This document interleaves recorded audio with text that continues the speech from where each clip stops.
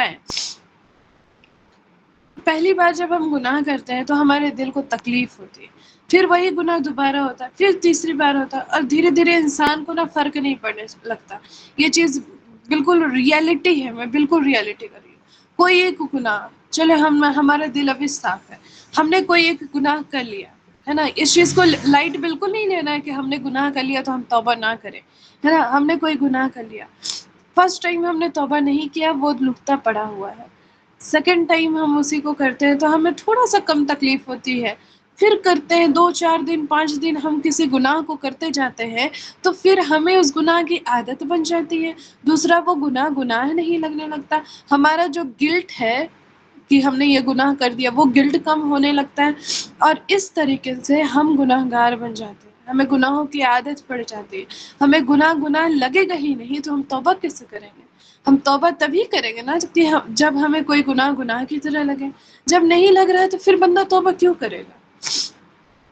تو یہی بات ہے کہ آپ سے گناہ جیسے ہو جائے، آپ کے دل میں اگر گلٹ آ جائے، فوراً توبہ کرے، فوراً اللہ سے معافی مانگے، فوراً اللہ کو منائے، ہے نا. کچھ بھی گناہ ہو جائے، کوئی بھی ایسا کام ہو جائے آپ سے، چاہے آپ نے کسی کا دل دکھا لیا ہو، ہے نا، یا آج آپ کی نماز قضا ہو گئی، کچھ بھی گناہ ہو جائے آپ سے، فوراً توبہ کرے. کیونکہ اگر آپ نے توبہ نہیں کیا اور وہ گناہ ریپیٹ کرتے گئے تو وہ اب آپ کے لیے گناہ نہیں رہ جائے گا، وہ آپ کے لیے عام ہو جائے گا، اور یہ چیز بہت بری ہوتی ہے. ٹرسٹ میں پھر اس گناہ سے نکلنا انسان کے لیے بہت مشکل ہو جاتا ہے، بہت زیادہ. اگر آپ ابھی نہیں نکل پائے تو آپ کبھی نہیں نکل پائیں گے، اور اگر آپ نکل بھی پائیں گے، چلو کبھی نکل پائے، اللہ ہدایت دینے والے بے شک، تو آپ کو مشکلات آئیں گی، ہے نا. اسی لیے چاہے بندہ کو کہ گناہوں سے بچے، اور اگر ہو جا رہے ہیں تو اس گناہ سے دور ہونے کی کوشش کرے. کیونکہ نا یہ بہت بڑا خطرہ ہے، ایک ڈینجر ہے. گناہوں کا سب سے بڑا نقصان صرف یہ نہیں ہے کہ ایک گناہ لکھ دیا گیا، یہ تو نقصان ہے، لیکن سب سے بڑا نقصان یہ نہیں ہے، بلکہ یہ ہے ایکچوئل میں کہ وہ جو گناہ ہم کرتے ہیں وہ اللہ سے دور کرتا ہے ہمیں.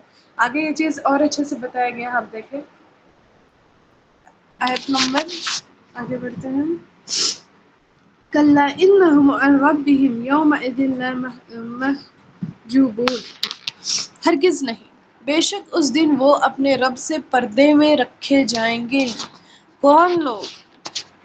یہ نا بہت سخت وارننگ ہے، بہت بری چیز ہے. اس سے برا اور کیا ہی ہو سکتا ہے کہ بے شک اس دن وہ اپنے رب سے پردے میں رکھے جائیں گے.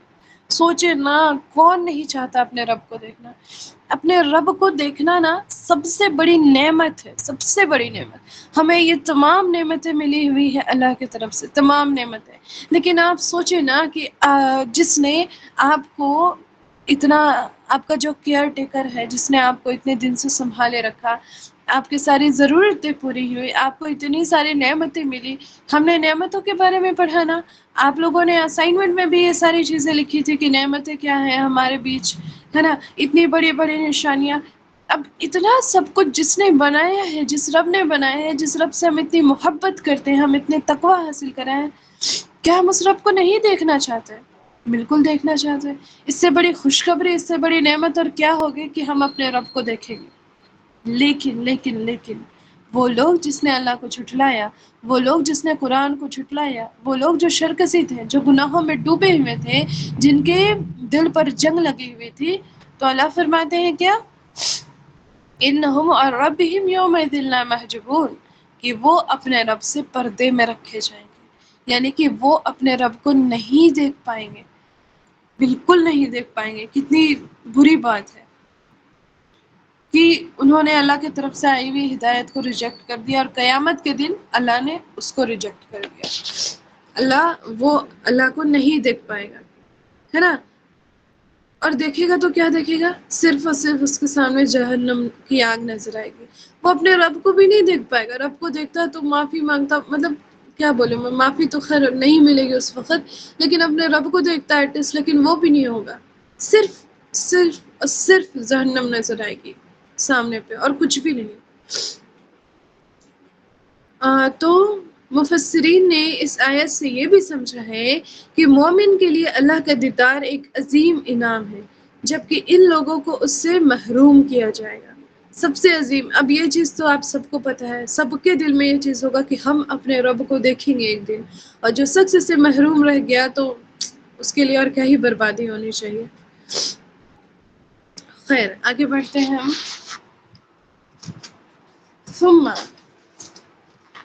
ثم انہم لصال الجحیم، پھر یقیناً وہ جہنم میں داخل ہوں گے، یعنی ان کا انجام صرف اللہ سے محجوب ہونا نہیں بلکہ جہنم بھی ہے نا، وہ جہنم میں داخل ہوں گے۔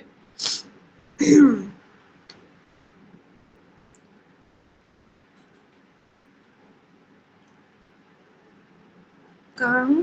ہاں، آیت نمبر 16 کہاں لکھی ہے میرے کتاب میں؟ 16 صرف یہی سزا نہیں بلکہ اس کے بعد جہنم میں جھونک دیا جائے گا، یعنی کہ پہلے تو ان کو یہ سنا دیا گیا کہ تم اپنے رب کو نہیں دیکھ پاؤ گے، تم اس چیز سے محروم رہ جاؤ گے، اب تم دیکھ کیا رہے ہو، تم جو جہنم دیکھ رہے ہو چپ چاپ سے وہاں چلے جاؤ، ڈھکیل دیا جائے گا، داخل کر دیا جائے گا ان کو جہنم میں۔ ثم يقال هذا الذي كنتم به تكذبون، پھر ان سے کہا جائے گا یہ وہی ہے جسے تم جھٹلایا کرتے تھے۔ سبحان اللہ۔ دنیا میں اتنی ساری باتیں بتائی گئی، قرآن کھول کھول کر بیان کیا گیا، اللہ نبی کریم صلی اللہ علیہ وسلم آئے دعوت دینے کے لیے، انسانوں نے دعوت دی ہے نا، کتنی ساری ہدایت۔ اب پہلے کے لوگوں کو تو چھوڑ دیں، ہمارے لیے اب علم سیکھنا، عمل کرنا کتنا زیادہ آسان ہو گیا ہے نا، ہم کہیں سے بھی اچھی چیزیں سیکھ سکتے ہیں، ہمارے پاس موبائل فون ہے نا، ہمارے پاس سب سے بڑا اگر ہتھیار سمجھ رہے ہیں، ہمارے پاس موبائل فون ہے، ہم چاہتے ہیں تو موبائل فون سے جو ہمارے پاس موجود ہے اچھی چیزیں سیکھ سکتے ہیں، علم حاصل کر سکتے ہیں، کچھ بھی سیکھ سکتے ہیں نا، اس پر عمل کر سکتے ہیں، لیکن ہم اس کا یوز غلط چیزوں کے لیے کرتے ہیں۔ تو میں کہاں سے کہاں پہنچ جاتی ہوں۔ پھر اسے کہا جائے گا یہ وہی ہے جسے تم جھٹلایا کرتے تھے، ہاں، تو اسے جہنم میں ڈھکیل دیا جائے گا اور کہا جائے گا لو دیکھو، اتنے دنوں سے تمہیں یقین نہیں تھا، اتنے دنوں سے تم ریالٹی کو ٹھکراتے تھے، تم کہتے تھے کہ یہ تو صرف کہانیاں ہیں، یہ قرآن کچھ نہیں، یہ نبی کریم کچھ نہیں، یہ اللہ کچھ نہیں، یہ سب تم پرانی باتیں کہتے تھے۔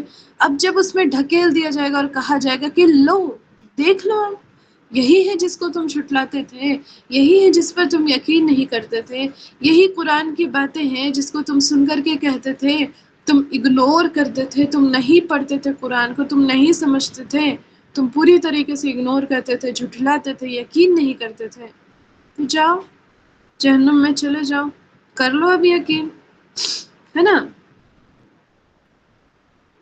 لیکن اس وقت یقین کا کوئی فائدہ نہیں رہے گا، بندہ لاکھ یقین کر لے، لاکھ سوچ لے کہ ہاں میں نے یقین کر لیا، اب میں نہیں کروں گا، مجھے ایک موقع اور مل جائے، مجھے ایک بار اور مل جائے، کتنی بھی یقین کر لے کوئی فائدہ نہیں ہوگا، اس قدر پچھتاوا ہوگا کہ اس سے واپس آنا ناممکن ہے، بالکل ناممکن، امپاسبل بولتے ہیں نا، امپاسبل۔ تو جو چیزیں دنیا میں بتائی گئی اور جو چیزیں دنیا میں غیب تھی وہ اس دن، کل قیامت کے دن آنکھوں کے سامنے ہوگی، ہم آنکھوں سے اس کو دیکھ رہے ہوں گے۔ چلے یہ ساری چیزیں تو ہو گئی، اب آیت نمبر 18 میں ایک بدلاو ہے، ایک چینجز آ رہی ہے، کیا؟ کلا ان کتاب الابرار لفی علیین، ہرگز نہیں، بے شک نیک لوگوں کا ریکارڈ علیین میں۔ اب یہاں پہ منظر تھوڑا سا چینج ہو گیا، پہلے کس کے بارے میں کہا جا رہا تھا؟ فجار اور سجین، فجار لوگ اور سجین کے بارے میں، اب کہا جا رہا ہے ابرار اور علیین۔ تو ابرار کون ہے؟ ابرار وہ لوگ ہیں جو اللہ کی اطاعت، نیک اعمال اور تقوی والی زندگی گزارنے کی کوشش کرتے ہیں، ہے نا، اور علیین کو مفسرین نے نیک لوگوں کے ریکارڈ سے ریلیٹ کر کے ایک بلند مقام کے طور پر بیان کیا، ایک بلند مقام، جیسے 7 زمین سے نیچے سجین تھی، ویسے 7 آسمانوں سے اوپر علیین ہے، اور وہاں جیسے سجین میں بدکار لوگوں کی ریکارڈ تھی، ویسے علیین میں نیک لوگوں کی، یعنی کہ ایسا نہیں ہے کہ صرف اللہ تعالیٰ ڈراتے ہیں ہم، یا صرف گناہ گاروں کے بارے میں کہتے ہیں؟ نو، ایسا ہرگز نہیں ہے، بلکہ اللہ تعالیٰ نیک لوگوں کے بارے میں فرماتے ہیں، ان کو کہتے ہیں کہ دیکھو یہ ساری چیزیں میں تمہیں اس لیے بتا رہا ہوں تاکہ تم ڈرو اور اب باز آ جاؤ اور اب ہدایت کے راستے میں آ جاؤ۔ اگر تم ہدایت کے راستے پر آ گئے تو تمہارے لیے کیا ہے؟ جنت ہے، تمہارے لیے کیا ہے؟ علیین ہے نا، علیین میں تمہارا ریکارڈ ہے۔ تو ابرار ویسے لوگ جنہوں نے نیک اعمال کیا، تقوی اختیار کیا، اپنی جو زندگی ہے وہ اللہ کی رضا کے لیے بتایا، تو ایسے لوگوں کا جو ریکارڈ ہوگا وہ علیین میں ہوگا۔ اب علیین کو بہت تفصیل سے بھی میں نے سنا، لیکن اس پر میں پوری طریقے سے تھوڑا ریسرچ نہیں کر پائی، تو کر لوں گی انشاءاللہ تعالیٰ، پھر میں کبھی وائس نوٹ پر سنا دوں گی۔ لیکن میں نے جتنا سنا اس میں یہ کہ علیین ایسی جگہ ہے لائک اعمال نامے سجے ہوئے ہیں اس پہ، ہے نا۔ فار ایگزامپل ہم کسی ایگزیبیشن میں جاتے ہیں، تو اس ایگزیبیشن میں جاتے ہیں تو ہمیں طرح طرح کے پینٹنگز وغیرہ دکھ جائیں یا کچھ بھی دکھ جائے، تو اس کی پینٹنگز جو رہتی ہے وہ کیا رہتی ہے؟ انسان کا خود کا سجایا ہوا، خود کا کیا ہوا پینٹنگ رہتا ہے، اور اس کو وہاں پہ سجایا جاتا ہے اور لوگ اس کو دیکھتے آئے۔ تو نمبر 19 میں ہم دیکھیں گے کہ لوگ اس کو دیکھتے بھی ہے، نہیں 19 میں نہیں ہے، شاید اس سے آگے ہے کہ اس میں ہے یا جہاں بھی، کہ اس کی حفاظت کی جاتی ہے، اس کو دیکھا جاتا ہے نا۔ ایسا ہوتا ہے علیین۔ ایک ہمارے جو میں نے جب سجین کے بارے میں بتا رہی تھی اس وقت بھی میں نے بولا تھا کہ اگر ہم کوئی کام کرتے ہیں اور اس کا پھل ہمیں ملتا ہے، اب اس کام کو بار بار، جیسے اگر ہمیں جہنم مل گیا ہمارے کیے کی وجہ سے، اب جو ہم نے غلطیاں کی ہیں وہ بار بار ہمارے سامنے پیش کی جائیں گی تو ہمیں اور زیادہ تکلیف ہوگی۔ ٹھیک اسی طرح ہم نیک اعمال کرتے ہیں اور وہ نیک اعمال ہمارے سامنے بار بار پیش کی جاتی ہے، ہمارے سامنے سجا کر کے خوبصورت انداز میں پیش کیا جاتا ہے، تو ہم اور خوش ہوتے ہیں، ہمیں دلی خوشی ملتی ہے، ہمیں دلی سکون ملتا ہے۔ تو کچھ اس طریقے کا ہے علیین میں، اس کو میں کبھی اور تفصیل سے بتا دوں گی اچھے سے پڑھ کر کے۔ آگے ہے ہمارا کہاں چلا گیا؟ وَمَا أَدْرَاكَ مَا عِلِّيُّونَ، اور تم کیا جانو کہ علیین کیا ہے؟ یہ چیز پہلے بھی بیان کی گئی تھی، کب؟ سجین کے وقت، وَمَا أَدْرَاكَ مَا سجین، ہے نا۔ تو ٹھیک اسی طریقے سے جس طرح اللہ نے سجین کے لیے فرمایا، اسی طریقے سے اسی لینگویج میں یہاں کیا کہہ رہے ہیں؟ وَمَا أَدْرَاكَ مَا عِلِّيُّونَ، یعنی دونوں چیزیں عام انسانی تصور سے بڑی ہیں،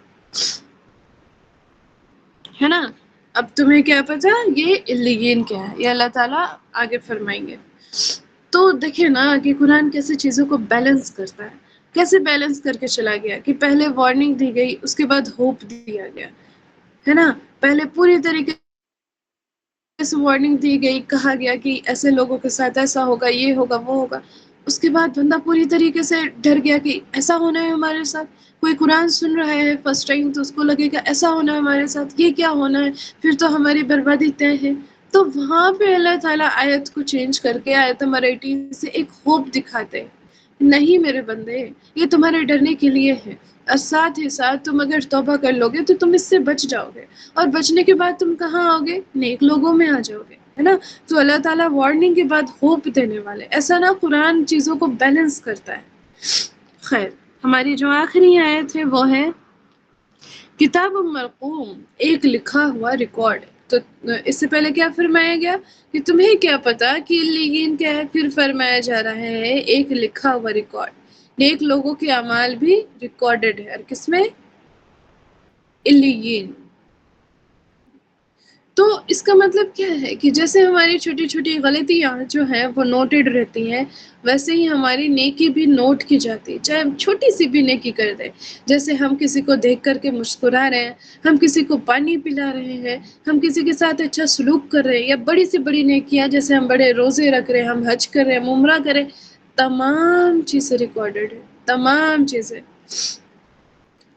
جیسے اللہ تعالیٰ سورہ توبہ میں فرماتے ہیں بے شک اللہ نیک اعمال کرنے والوں کا اجر ضائع نہیں کرتا۔ ہرگز یہ نہیں سوچنا ہے کہ میں نے اگر یہ چھوٹا سا نیک اعمال کر دیا تو کیا ہو گیا، کیا بدل گیا، نہیں سوچنا ہے۔ کیا پتا آپ کا چھوٹا سا نیک اعمال آپ کے ترازو میں بھاری پڑ جائے، آپ کے پلڑے میں بھاری پڑ جائے، آپ کو جنت کی طرف لے جائے۔ ہو سکتا ہے نا، بالکل ہو سکتا ہے۔ تو کبھی بھی یہ چیز نہیں سوچنا ہے کہ میں نے نیک عمال کیا یا میری نیکی چھوٹی ہے، ہرگز نہیں۔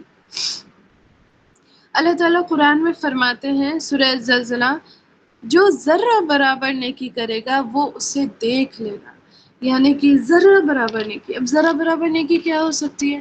ہم نے کسی کو دیکھ کر مسکرایا، اب ہم مسکرا کر کے بھول گئے ہیں کہ ہم نے کسی کو دیکھ کر مسکرایا بھی ہوگا، یا ہم نے کسی سے اچھا سلوک کیا ہوگا، ہم نے مسکرا دیا، بھول گئے، بالکل بھول گئے۔ ہم نے کسی کو ایک چھوٹا سا تحفہ دے دیا اور اس کو خوشی دے دی، ہے نا؟ تحفے سے انسان کتنا خوش ہوتا ہے۔ ہم نے وہ تحفہ دے دیا، اب ہم بھول گئے کہ ہم نے کسی کو کچھ تحفہ دیا ہے، لیکن وہ اس قدر ریکارڈ ہے۔ اور اللہ کی یہ آیت یاد کرے کہ جو ذرہ برابر بھی نیکی کرے گا وہ اسے دیکھ لے گا۔ تو کل قیامت کے دن آپ کا کیا ہوا ایک چھوٹا سا نیکی آپ کو نظر آ جائے گا، سوچے کتنی خوشی ہوگی، کتنی خوشی ہوگی۔ جس کو ہم مائنر سمجھ رہے تھے وہ کل قیامت کے دن اللہ پیش کریں گی، میرے بندے تم نے یہ کام کیا، لو میں تمہیں اس کا اجر دیتا ہوں۔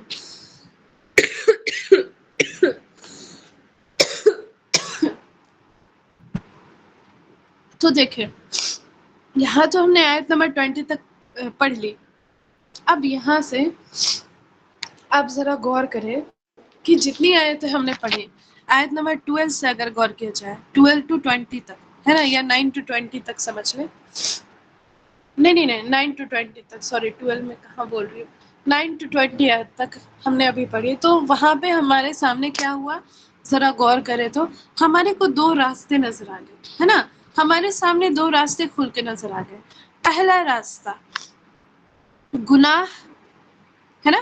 گناہ پر اصرار، گناہ کرنا، پھر گناہ کے بعد دل پر جنگ لگنا، پھر قرآن سے بے رخی، قرآن کو جھٹلانا، آخرت کا انکار کرنا، اس کا انجام سجین، ہے نا؟ پھر اللہ کو سے محرومی، یعنی کہ اللہ کو نہیں دیکھ پائیں گے، جہنم۔ یہ ساری چیزیں فرسٹ راستے میں ہیں۔ فرسٹ جو راستہ ہمیں دکھایا گیا اس میں کیا ہے، اگر گناہ یہ وہ جنگ، ہے نا، بے روکی، آخرت کا انکار، سجین، جہنم، یہ ساری چیزیں۔ سیکنڈ راستے ہمارے پاس کیا کھولے گئے، ایمان، تقوی، نیک اعمال، اللہ کی اطاعت، ابرار، علیین، اللہ کی رضا، یہ ساری چیزیں۔ تو اس قرآن کی اس چند آیتوں نے ہمارے سامنے صاف طور پر دو راستے کھول دیے، ہے نا؟ اچھا، اس میں ایک بات اور ہے کہ ہم ابھی پہلے راستے پر اگر ہوں گے یا دوسرے راستے پر ہوں گے تو ہمارے لیے ایسا نہیں ہے کہ وہ راستہ لاک کر دیا گیا ہے۔ فار ایگزامپل، اگر ہم پہلے راستے پر ہیں، پہلا راستہ کون ہے، گناہ والا، اگر ہم اس راستے پر اگر ہیں تو ایسا نہیں ہے کہ وہ راستہ لاکڈ ہے، ہم اس سے واپس نہیں ہو سکتے، بالکل ہو سکتے ہے نا؟ کیسے ہو سکتے ہیں؟ توبہ کر کے ہو سکتے ہیں۔